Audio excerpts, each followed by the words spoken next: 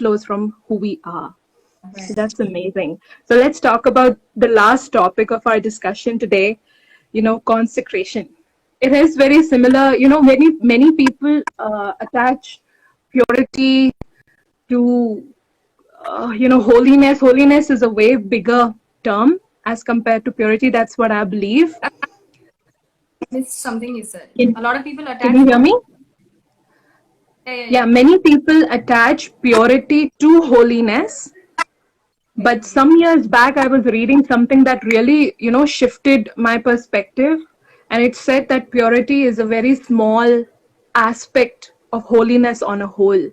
Holiness is more about being set apart for Him. Right. So I wanted to talk to you about, being consecrated. How in the Bible, when God chose the Levites, the first worship musicians that we see in the Bible, skillful people who God chooses, to serve Him in His temple. They are the only ones who God allows to minister in His presence. And they have to be consecrated, be set apart. So in today's world, how do you see consecration? That was in the days of Moses, but in today's time, how do you see consecration? If somebody comes and asks you, Didi, I want to be consecrated, so what practical tips or something in our lifestyle that you would talk about? What do you think consecration would look like in today's world? Right. Okay. Wow. This is such a huge topic again. Yeah. About holiness being so much larger than just purity, because holiness is the nature of God. Like He is holy.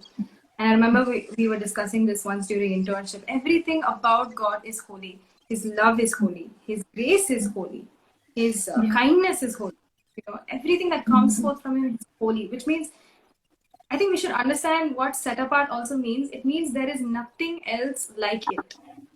There is nothing like God's purity. There is nothing else like God's love, because it's holy as He is holy, as thrice holy, So holiness, I think we kind of narrow it down to just being clean or pure or right.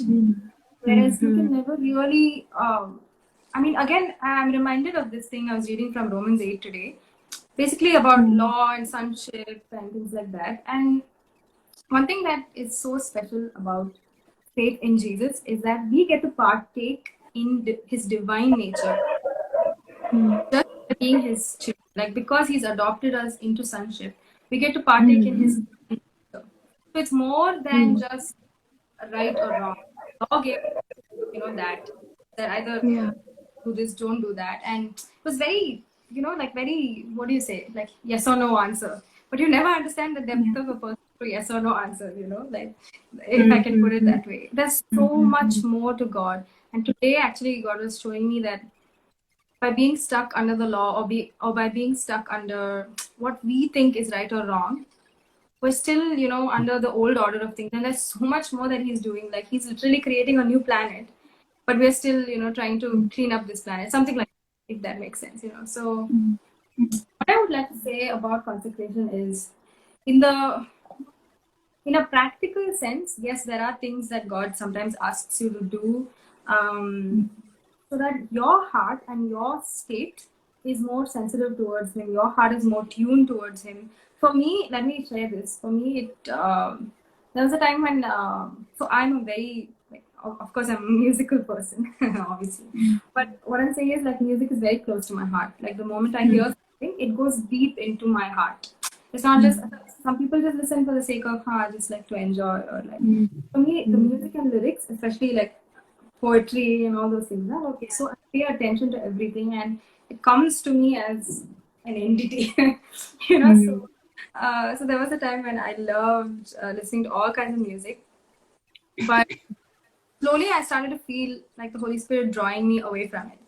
This was during my teen years and in college and stuff like that. So I would be like, Acha, everybody's listening to secular music, God, even Christians are like, so what's the, and of course the secular, spiritual, all that is there. But somehow God would draw me away from it. And that was such a battle, because I was like, I like these songs. I want to listen to these songs. Especially I was depressed, so I would just listen to sad songs and cry all the time. But and when I was angry with God, it's like delete all the worship music, download all the Backstreet Boys, whole Westlife. I Oh get my that. goodness! And then suddenly, no, I need to focus on God, and then I come back to all the spiritual things. And uh, as funny as that is, and I'm not saying that God um, is legalistic in a way, but He is a jealous God. I definitely believe that He is very jealous over us, over who He's designed us to be, and He never wants us to settle for something that's lesser than what He deserves from us. And if anything comes in the way of that, I think He's jealous. So, but for us, it looks like, Acha, you don't want me to do this, you don't want me to do this, you want me to stay away from this. You're such a mean God, or you're such a like rigid God. He's saying there's so much more than this. Like, for example, take music. There's so many things that the world is releasing. There's songs, there's lyrics. Some of them are nice. They talk about really nice stuff, life, love, and all of that. And so, of course, it's not a legalistic thing. And even now, it's not like, of course, I don't like to. I will never sing or perform secular music. That's a vow that I've made to God. It's something that I did when I was a teenager. So all that is there, but He's calling us to a richer, deeper walk with Him, and He's calling us to be creators and not imitators of the world, right? Like, so He's very jealous about what we receive, what we hold on to from the world, because He's constantly trying to do new things, trying to do holy things through us. But if we've already filled up our heart space, our mind space with things that exist, how is He going to do something new, right? Like, how is He going to breathe His Spirit and move in a way that's new if we've already attached ourselves to the old and we want to just stay there? So I think consecration comes from there, from God saying, be holy as I am holy, which means be like me in everything. Don't settle for like the patterns of the world.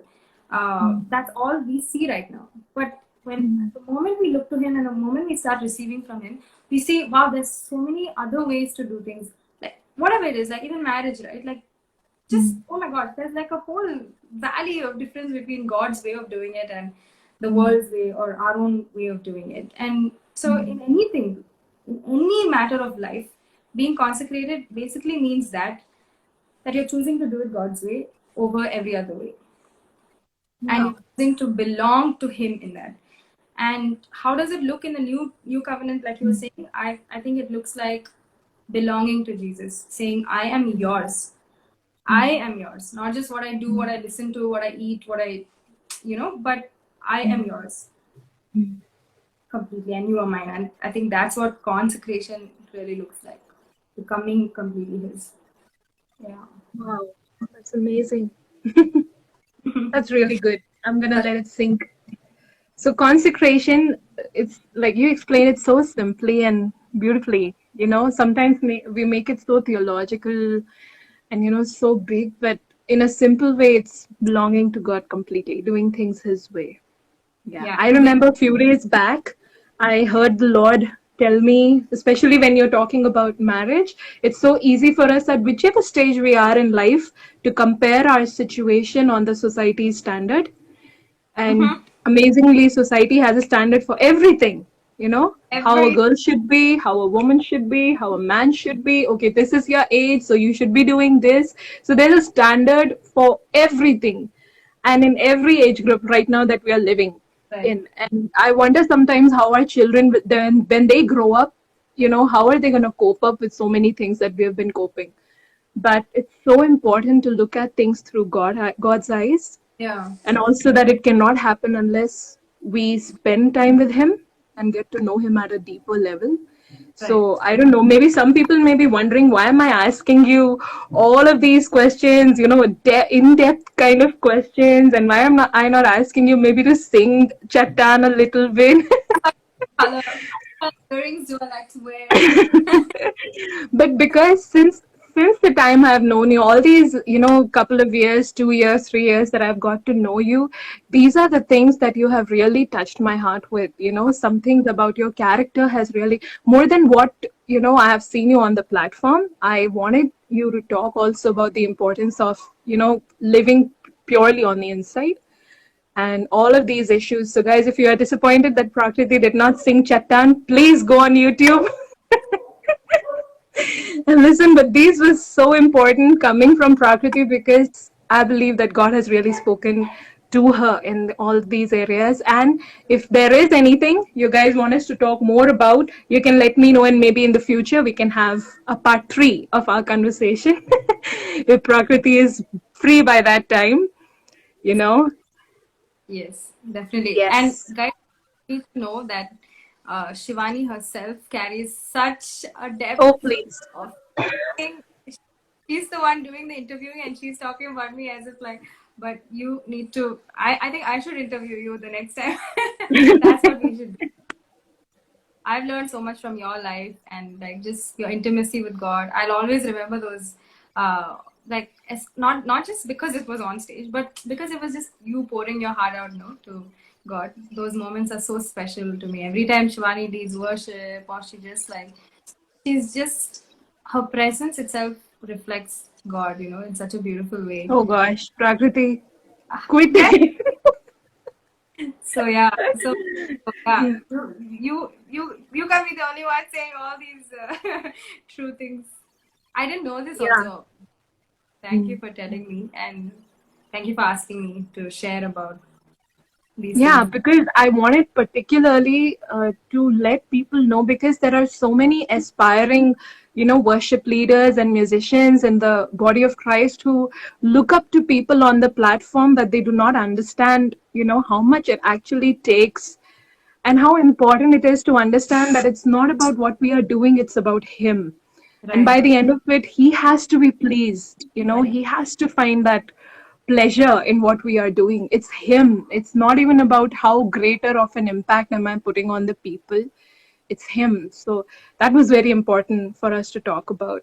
And I'm so thankful that you did this. And I love you. Love you Keep being too. yourself. And I'm so looking forward to all the tracks you're going to release in the future as well.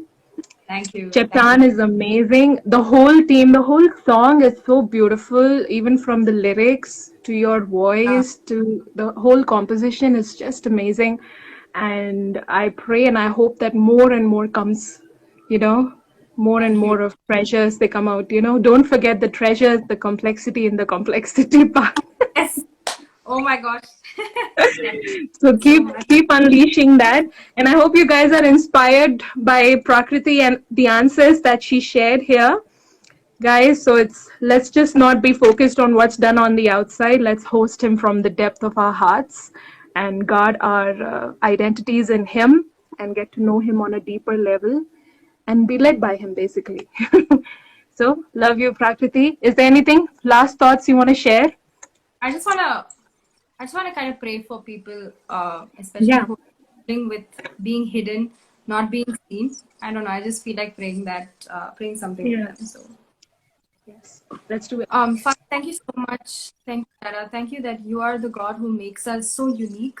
You are the God who fashions us so beautifully, God, so complex and so divine, God, that only you know how to bring out the treasures inside of us, God. Only you know how to make us really, really shine the way we were meant to shine.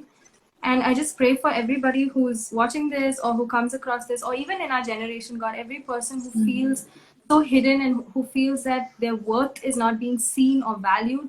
Father, I just pray that your heart, God, would sing over them, would speak over them, that they would hear your song over them and know how deeply loved and valued they are in your sight. And Father, let that be the only thing that matters, God. How you see us, how you value us, God, because you are the greatest person to ever live, who will ever live, God. And I pray that the worth of who you are, Father, will become so much more real, God, than anything that the world can claim to offer, Father, whether it is fame or visibility or money or success or love, acceptance, whatever it may be, Father God. I pray that what you have given us already, what you've freely given us already, Father, would just be just be so precious in our eyes, God, that all of these things would just be secondary or the overflow or not even needed.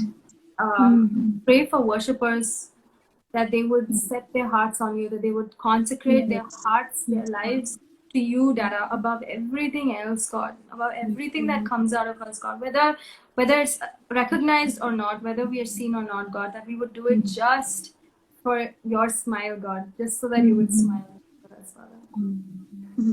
Thank you for this time. Bless Shivani. Thank you for being such a mother to this generation. Bless her as she talks to a lot more women, God. Thank you for this time. Thank you for helping us overcome all the Yes. Garana. In Jesus' name, amen. Amen. Thank you, Prakriti. Thank you for pouring out. Love you and Thank you. praying the best for you. Praying, and guys, please to keep her in prayers. Please to keep all of the worship musicians, everybody who God is using on the platform, in prayers, that God would use them mightily and God will guard them, protect them even. And thanks for joining in, guys. And I'll be online again Tuesday with another powerful woman of faith, and I'm really looking forward to that one. So love you, Prakriti. Thanks again, and love Thank you all. you. See you Bye. next week. Bye.